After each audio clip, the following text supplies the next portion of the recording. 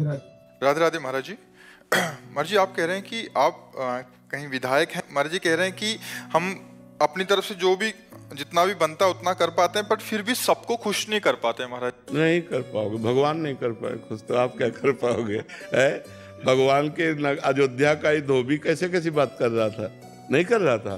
तो इसलिए अपना कर्तव्य हम करें, सामने वाले का क्या प्रत्युत्तर होता है उस पर ध्यान न दें, तभी हम सफल हो पाएंगे। सफलता के लिए एक सूत्र है, हम अपने कर्तव्य में कमी ना रखें और सामने वाले के भाव को हम देखें नहीं। आप चाहे जितना कर लो, चाहे जितना कर लो, ये संसार है, आपको धन्यवाद देने वाले बहुत कम मिलेंगे। चाहे जितना आप कर लो, आपको कोसने वाले मिलेंगे, लेकिन धन्यवाद कि भाई आप जैसा विधायक, आपने बहुत हमारे एरिया को, हमारे समाज को सुख दिया, ऐसा कहने वाले कम मिलेंगे। आप चाहे जितना कर लो, वो आपको कोसेंगे ही। वो परिणाम में गलती वाला क्षेत्र आपके सामने रखेंगे, जो आपने अच्छाई की उसको कभी सामने नहीं रखेंगे। इसलिए आप ये नियम रखो कि हमारे द्वारा गलती ना होने पावे, हम अच्छाई के मार्ग में चलें, हम समाज सेवा करें। इसके बाद वो उत्तर क्या आता है वो हमें नहीं देखना। समाज और रही विजय की बात, तो विजय जहाँ धर्म होता है, जहाँ सत्य होता है, वहीं विजय होती है। आप अपने धर्म से चलिएगा, समाज सेवा की भावना पुष्ट रखिएगा और मदिरा मांस और परिस्त्री गमन इससे बचते रहिएगा।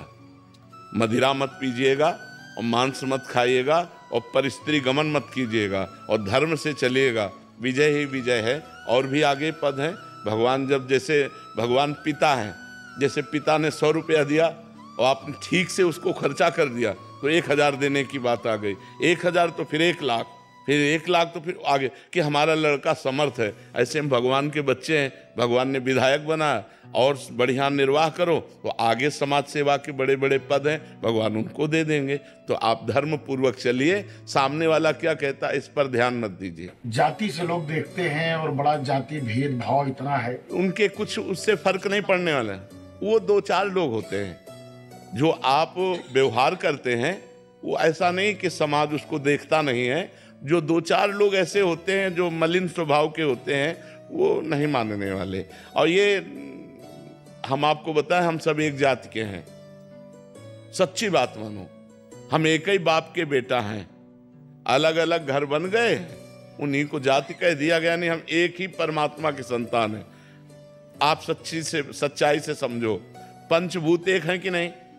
जो 5 भूत हैं, पृथ्वी, जल, अग्नि, वायु, आकाश, ये 5 भूत हैं। इन्हीं से सारे शरीर बने कि नहीं? तो सबके शरीर इन्हीं 5 भूतों से बने और आत्मा सबकी एक है। भेद बताओ क्या है? भेद क्या है? माना हुआ भेद है।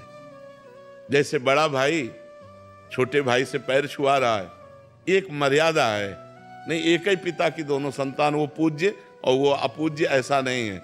दोनों एक ही पिता के हैं। हाँ, तुम बड़े भाई, तुम्हारे पैर छूते हैं। तो एक समाज की व्यवस्था बना दी गई, ब्राह्मण, क्षत्रिय, वैश्य, शूद्र।